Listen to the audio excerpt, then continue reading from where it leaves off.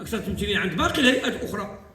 فلهذا باش يسلكها من هذا، يخرجها من هذا المأزق، دار لها انتداب، دار في القبائل. والله ما يديو مقعد، كنقسم فمي بالله لا يديو مقعد. عبد الوافي الحراق رئيس الكونفدراليه المغربيه لناشر الصحف والاعلام الالكتروني. هذا اللقاء اليوم كي تبعتوا معنا هو لقاء كيدخل في اطار سلسله من اللقاء التواصليه التنظيميه حول الاعلام التي ننظمها. وجاء هذا اللقاء يعني عنده خصوصيه ديالو على يعني هامش التداعيات التي يعرفها القطاع ديال الاعلام، سيما تلك الفضيحه التي تسربت عن لجنه الاخلاقيات. اليوم كان الشعار اللي رفعناه هو لتاهيل المهنه. الشعار رفعناه انه تاهيل المهنه رهين بجوده المحتوى. بغينا نقولوا لهاد الناس، لا الوزير ولا الناس اللي بغاو يقيموا السير ديال التدبير هذا على ظهرنا. وحنا كنعرفوا كفاءتهم متوسطه وكاين اللي دون المتوسط.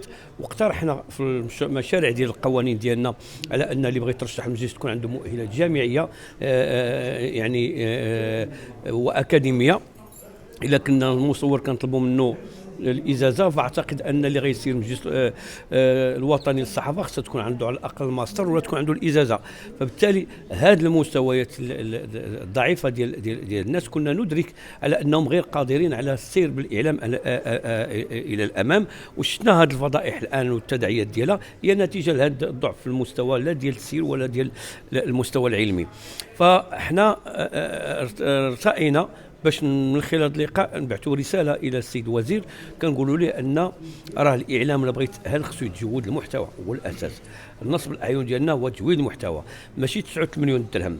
المقاوله اللي غنطلب منها 9 مليون درهم هي باش اللي غتسير لي القطاع، هذا راه استهتار، هذا راه ما يقبلوا حتى حد، هذا راه كلام في العالم باسري غير ردوه على وجهك.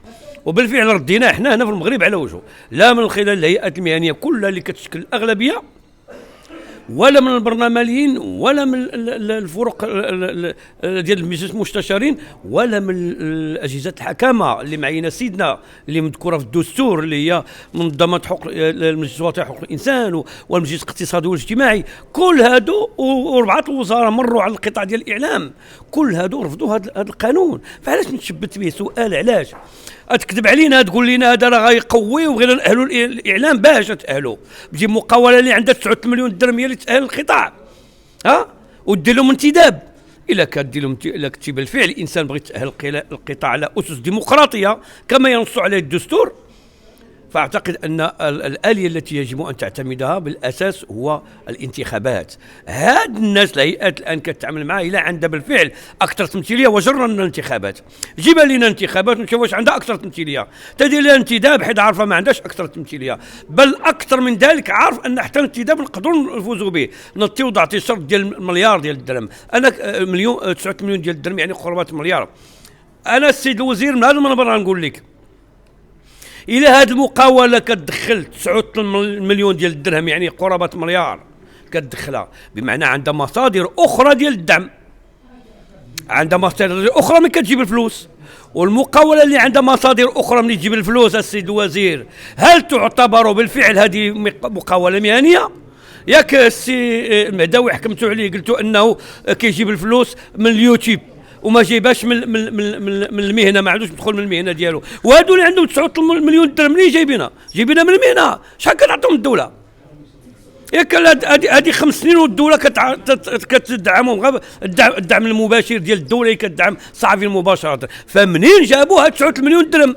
اذا هادو عندهم مهن اخرى، عندهم مداخل اخرى، هادو لا يرقوا الى مستوى التسيير ديال القطاع او الى مستوى المهنه، بل نعتبرهم انهم ينتحلون صفه لان ما مفرش فيهم الشروط.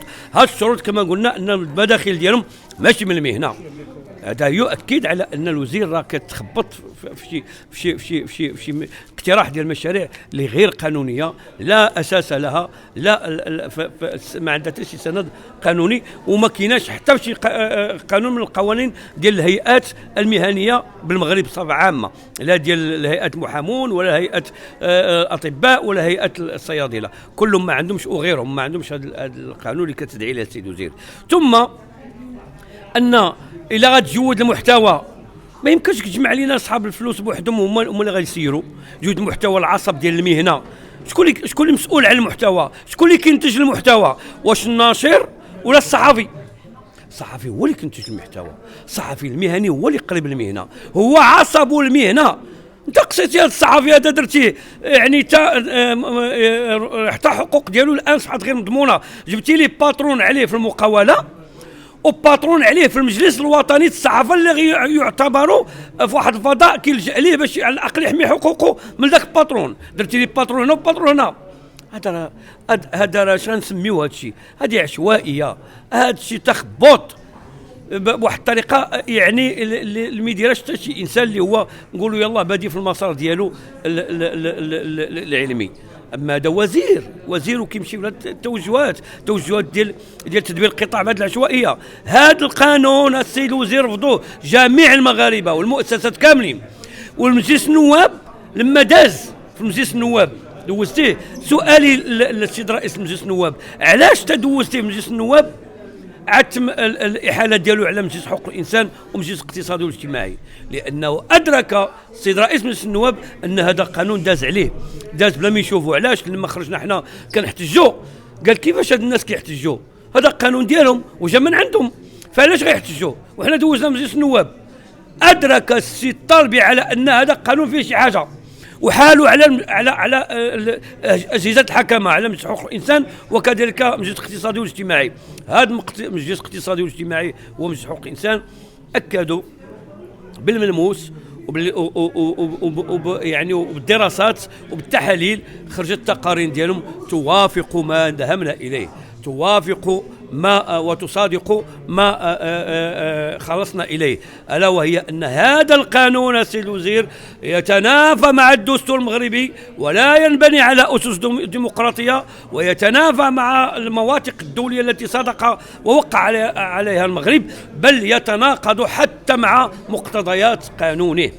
فكان بالاحرى على الاقل ندفعوا بعد بتعديل القانون ديال 1380 عادي يمكننا نشوفوا اللي هو اصل المهنه، عادي يمكننا نشوفوا القوانين الاخرى المنظمه لهذه المهنه هذه.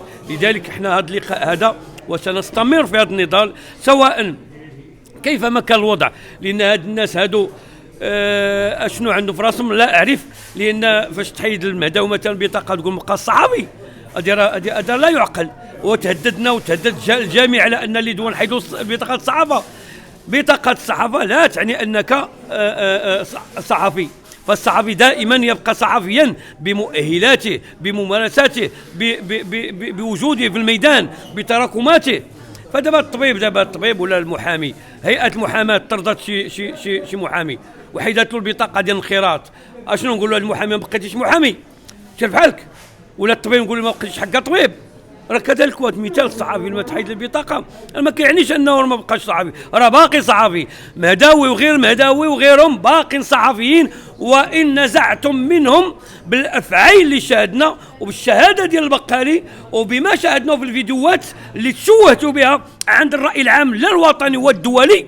رغم كل ما تفعلونه سنبقى صحفيون، سنبقى صحفيين، وسنبقى دائما نطاردكم كشبح وكالطير على رؤوسكم، لأن هذه بلادنا وهذا قانوننا وهذه مهنة ديالنا وهذا همنا جميعا نحن كمواطنين أو كشعب مغربي. مهما كيف صنفتينا فنحن وراءكم حتى نطرد أمثالكم هؤلاء الذين لا يستحقون حتى ان ترفع عليهم كلمات ديال مهني او صحفي، بالنظر لما شفناه من هذيك الفضائح اللي تداعات لها جميع القوى الحيه ديال الشعب المغربي